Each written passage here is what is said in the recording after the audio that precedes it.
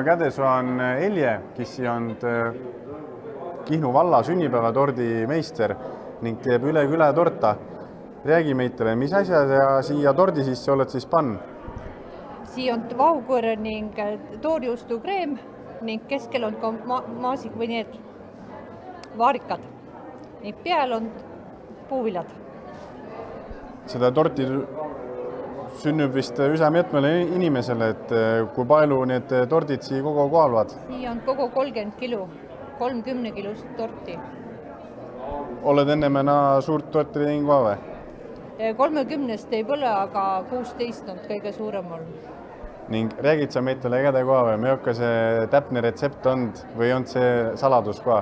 Ma ei tea, kui saladus, ega ühel on omal välja kujunenud mingi seoka, mis oma need asjad sisse paneb. Et see pärandit ei põle, vaid on oma välja mõeldud? See on oma välja mõeldud. Aastate jooksul on välja kujunenud see retsept. Ning kuidas see valiti siis, kes selle tordi valmis teeb? Kas tehti konkurss, kes on kõige parem tordimeister või hoopis pidid ise peale käima ning peale maksma, et saaks tordi teha? Kindlasti mitte. Mari kirjutas meili ning alguses me ei võtas vedu ning siis, kui ta teist korda küsis, et kas ma olen nõus tegema, võtsi oma julguse koguni, ma mõtlesin, et teeme siis, et see on ikkagi päris suur väljakutse.